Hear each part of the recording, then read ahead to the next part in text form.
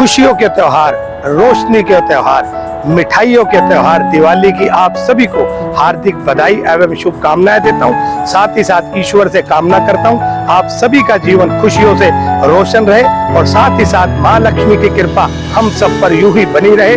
और साथ आपसे एक गुजारिश करता हूं, जिस तरीके से आज प्रदूषण अपने उस स्तर पर पहुंच गया है, आप सभी आतिशबाजी और पटाखों से दूरी बनाएं और मिठाइयों के साथ और खुशियों के साथ इस दिवाली को मनाएं। आपको बहुत बहुत शुभकामनाएं।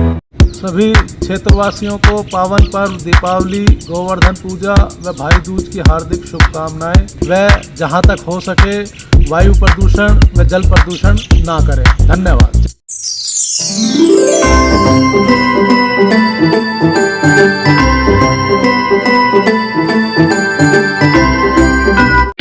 नमस्कार, आप देख रहे हैं तहलका हरियाणा आपकी आवाज। कोई व्यक्ति दिव्यांग नहीं, भगवान ने सभी को परिपूर्ण बनाया है, ये कहना है जटोली कॉलेज के प्रिंसिपल घनश्याम दास का। आपको बता दें कि प्रिंसिपल घनश्याम दास 80% दृष्टिहीन है, लेकिन अपनी इन कमियों को दोष न मानकर इनके अंदर भरपूर जोश देखने को मिलता है। इतना ही नहीं, घनश्याम जी संगीत विषय और संस्कृत भाषा में एकदम निपुण है। घनश्याम दास जी ने जटोली कॉलेज स्टाफ के लिए आज कॉलेज के इतिहास में दिवाली को यादगार बना दिया। उन्होंने कहा कि महिला शिक्षा के बिना समाज और राष्ट्र की तरक्की संभव नहीं। आइए सीधे चलते हैं गवर्नमेंट कॉलेज जटोली के प्रिंसिपल ऑफिस में, जहां पर हमारे संवाददाता फतेह सिंह उजाला ने नवनियुक्त प्रिंसिपल घनश्याम दास से बात की। परिचय सर, देखिए, लोग मेरे को घनश्याम दास के नाम से जानते हैं। मेरा विषय जो है बेसिकली संगीत है, मुख्य विषय संगीत है। संगीत के साथ साथ मैं संस्कृत में भी स्नातक हूँ और मैंने एक पढ़ाया भी है संस्कृत 1 साल। तो लगभग मेरा यूँ समझ लीजिए 5 और 22 28 साल का अनुभव है टीचिंग का। स्टार्टिंग जो मैंने किया था 93 में स्टार्ट किया था, वो स्कूल में। वो एक स्कूल था दिल्ली में, लवली पब्लिक स्कूल करके था, वहाँ पे स्टार्ट किया। 6-7 महीने काम किया वहाँ पे। उसके बाद फिर मैं 95 ऑनवर्ड्स रेगुलर लेक्चरर हूँ। उसमें पहले पंजाब में काम किया लगभग 9 साल, 95 से 2004 तक। और 2004 में फिर जो HPSC में सिलेक्शंस हुए, उसमें मेरा भी नंबर आया। तो जटोली कॉलेज में आने से पहले आप कहाँ? जटोली कॉलेज में आने से पहले मैं sector 14 government college sector 14 Gurgaon में था, गर्ल्स कॉलेज में। तो अब सीधी बात करते हैं। जी सर। हमारी जानकारी के मुताबिक पता लगा है आपको कुछ दृष्टि दोष है। बिल्कुल है जी, बिल्कुल। कितने % है और ये इसका रीजन क्या है? मेरे को 80% मेरा लो विजन है। अच्छा। उसका रीजन ये है कि आप देख पा रहे होंगे, मैं इसको बोलते हैं एल्बिनिज्म। अच्छा। एल्बिनिज्म के केस में होता ये है कि बचपन से ही स्किन का कलर ऐसा होता है, पिगमेंटेशन नहीं होता बॉडी में। और पिगमेंटेशन ना होने की वजह से जो कॉर्निया है, जैसे आप अगर ध्यान देंगे तो वो स्टेबलाइज नहीं हो पाता है। अच्छा। स्थिर नहीं होता है, वो घूमता रहता है।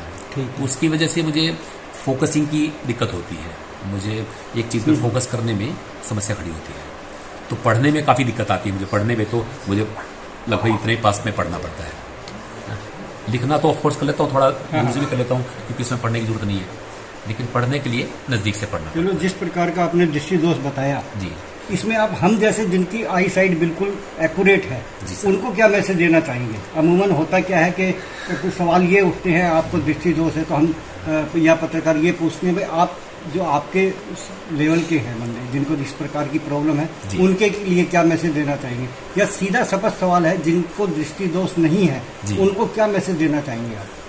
मैसेज तो देखिए सीधी सी बात है कि अगर मान लीजिए उनको कोई दोष भी नहीं है, भगवान ने पूरी तरह से उनको संपूर्ण बनाया है, तो उस केस में तो उनकी जो आउटपुट है वो हमसे भी कहीं ज़्यादा होनी चाहिए। वैसे तो ये दोष मैं गिनता ही नहीं हूँ इस दोष को।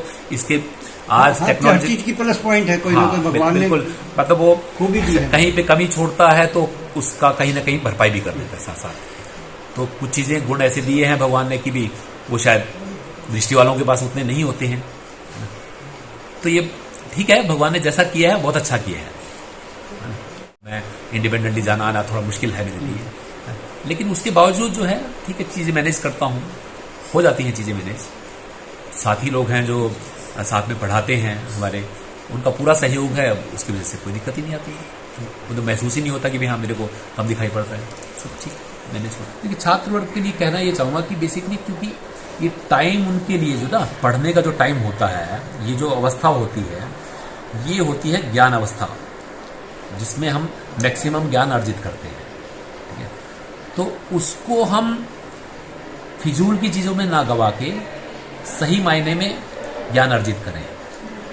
हो ये रहा है एक्चुअली, ये जो फ्री का डेटा जो मिल रहा है फोन पे, इसने काफ़ी चीज़ें गड़बड़ की है। बच्चों का ध्यान जो है, क्योंकि उतनी समझ होती नहीं है, डेटा तो फ्री मिल गया है, लेकिन वो अक्ल भी तो साथ फ्री मिले साथ में, वो अक्ल उतनी होती नहीं है, तो उसको मिसयूज करते हैं। कई बार गलत चीज़ों में स्क्रॉल करते रहते हैं, सारा दिन अपना उसमें वेस्ट कर लेते हैं। तो हमारे साथ एक ये खास बात थी कि भाई उस टाइम तक इतनी टेक्नोलॉजी एडवांस नहीं हुई थी, हमें ऐसी चीज़ फ्री नहीं मिलती थी, तो हमारा पूरा ध्यान पढ़ने में ही रहता था। तो उसका परिणाम ये है कि आज हम इस अवस्था तक पहुंच पाए हैं। जो नई एजुकेशन पॉलिसी आई है सेंट्रल गवर्नमेंट की, जी जी, उसको लेके आप क्या सोचते हैं?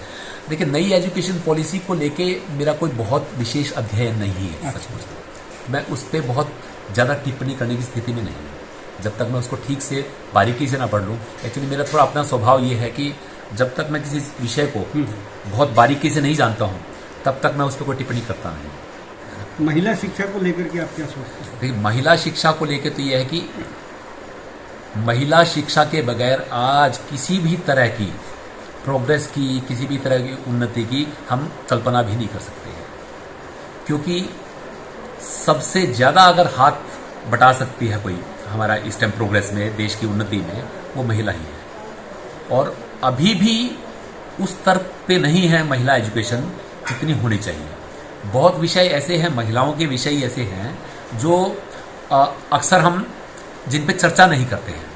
मैंने मेरे महिला साथियों के साथ भी ये बात की है, ज्योत्सना मैडम मेरे साथ आते हैं कई बार, तो उनके साथ भी मैंने चर्चा की है कि जैसे वीमेन सेल वगैरह है, तो इसमें इन मुद्दों को उठाया जाए जो उनके रोजमर्रा के जीवन से संबंध रखते हैं। लेकिन अक्सर होता यह है कि खास करके ग्रामीण क्षेत्र में जो महिलाओं के विषय होते हैं, जो नैसर्गिक विषय हैं, उन पे चर्चा नहीं की जाती है, उनको अक्सर छोड़ दिया जाता है।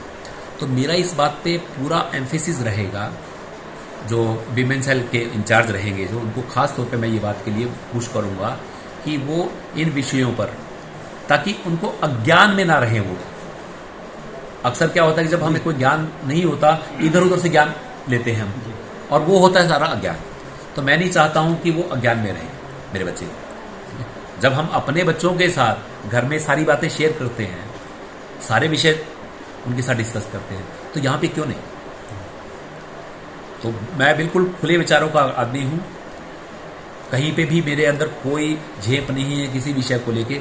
मैं पूरे विषय पे अपनी बात कहने में समर्थ हूँ और हमेशा करता भी हूँ। आपने हमारे साथ बातचीत करी, जी सर। अपने विचारों को साझा किया, और उम्मीद करते हैं कि जो भी लोग इसको देखेंगे, छात्र है या अध्यापक वर्ग है, वो कहीं ना कहीं अवश्य प्रोत्साहित होंगे। धन्यवाद। आप लोग आए, आप लोगों का बहुत बहुत आभार है।